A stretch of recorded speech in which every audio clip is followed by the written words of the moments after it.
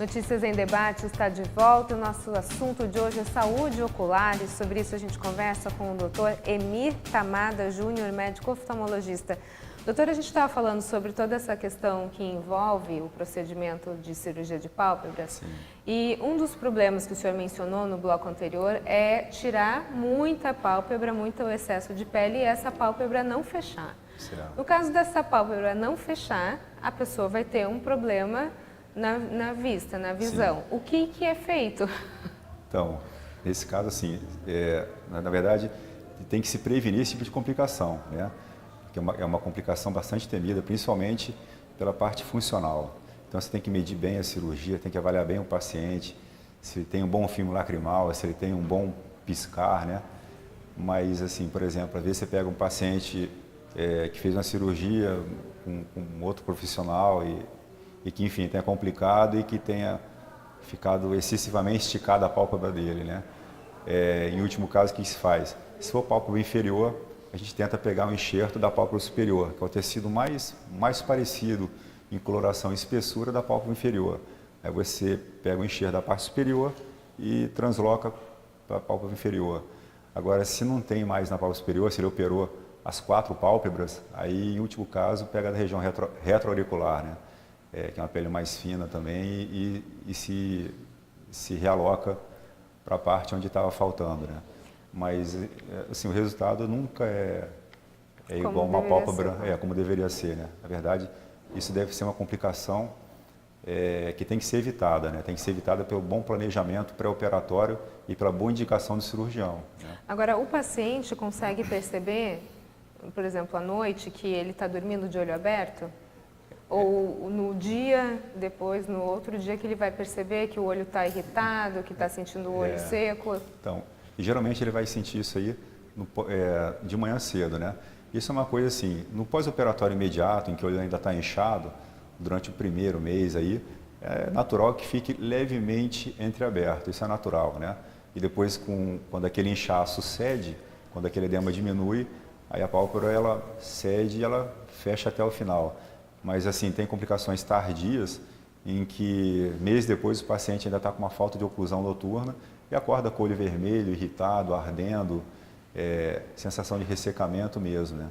E aí, provisoriamente, vai se usando pomada lubrificantes oculares durante o dia, pomada à noite para dormir, até que se faça uma cirurgia para corrigir esse tipo de complicação, né? Agora, após esse procedimento, como é que a pessoa deve proceder? Os cuidados, né, pós-operatórios.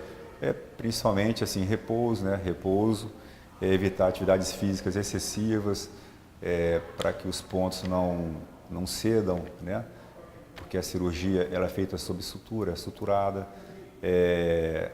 No pré-operatório e no pós-operatório imediato, evitar qualquer substância que possa afinar o sangue, aspirina, ginkgo biloba, por exemplo, né?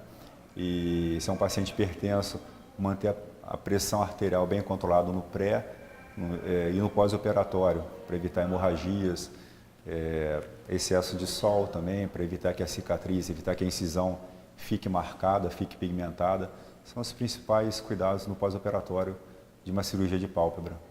Agora, quando a pessoa vem lhe procurar, geralmente a procura maior é por uma cirurgia nas pálpebras inferiores, superiores ou nas duas? Predominantemente nas superiores, até pela ação da gravidade, né? Pela ação da gravidade. Terrível gravidade. A nossa gravidade. Então, pelas superiores, porque a pálpebra superior ela tende a acumular, tende a enrolar, cair por cima do supercílio e, às vezes, em algumas senhoras, chega até a borrar a maquiagem, né? Passa-se um lápis aí, e aí borra a pálpebra superior. Então, 80% assim, dos casos cirúrgicos são superiores, alguns nas 4 pálpebras e menos frequência nas inferiores, né? Tem o que fazer, doutor, para se evitar que se chegue ao ponto de ter necessidade de se fazer uma cirurgia dessa? Existem cuidados que podem ser tomados, de repente, nessa fase da juventude, para não chegar lá na frente, quando for um pouco mais idosa, e ter que fazer essa cirurgia? Então, assim, tem certos cuidados que podem diminuir um pouco o ritmo de envelhecimento da pele, né, da derme, né? Seria, por exemplo, o uso de filtro solar, né? Colágeno sempre ajuda, a injeção de colágeno, uma boa alimentação, evitar o fumo, né, que está relacionado a uma perda de elasticidade da pele, evitar cigarro e ter uma vida saudável, né, se alimentar de modo saudável, prática de exercício que melhora a oxigenação da pele, evitar tabagismo e excesso de bebida alcoólica, hein? Basicamente uma vida saudável. Tem coisas que a gente não consegue evitar, que é a nossa genética, né? Mas assim, o que a gente pode tentar fazer para diminuir a velocidade de envelhecimento da pele, seria isso que eu falei. Agora, além dessa questão das pálpebras, muita gente se incomoda também com as bolsas, com as olheiras. Tem algum mecanismo, alguma dica para se dar? Em relação às olheiras, assim, você pode diminuí-las com injeção de ácido hialurônico abaixo da derme, né, para diminuir aquela depressão que a olheira causa, né? E em relação às bolsas inferiores, né, aquele acúmulo de líquido entre a pálpebra inferior e a bochecha, aí seria uma cirurgia realmente para tirar o excesso de gordura que está herniando, certo? Então, assim, sempre tem algum tipo de procedimento que se faça para amenizar, né, esse tipo de problemas estéticos. E a procura por esse tipo de solução nesses casos é grande também? Se procura bastante também, né? Depois da cirurgia das pálpebras superiores e inferiores, o que se procura bastante assim, é em relação a amenizar a bolsa ou amenizar as olheiras, né? Que também tem um fator genético nisso. Doutor, a gente está no finalzinho do nosso programa, mas a gente está entrando também agora numa época de verão bastante intenso, certo, onde as pessoas vão para a praia, aproveitam o sol e às vezes esquecem do óculos, de uma proteção solar, né? Sim.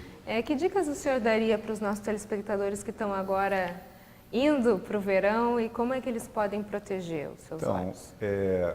O melhor horário assim para se tomar sol é até às 10 da manhã, após as 3 da tarde, né? Mas caso se vá nesses horários em que há maior incidência de raio ultravioleta, proteger com óculos escuro de boa qualidade, né?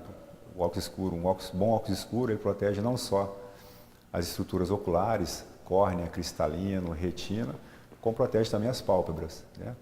E ao redor, no rosto, no corpo, usar o filtro solar, né? Um filtro solar, no mínimo a proteção 30, né? Mas assim, ninguém deve fugir do sol, né? O sol é importantíssimo.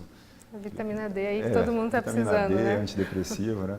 Então o pessoal pode curtir o verão, mas tem que proteger a pele, proteger os olhos, né?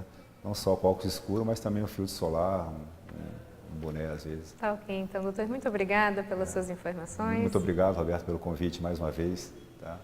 Seja bem-vindo. Notícias em Debate fica por aqui. A gente se vê amanhã. Até lá.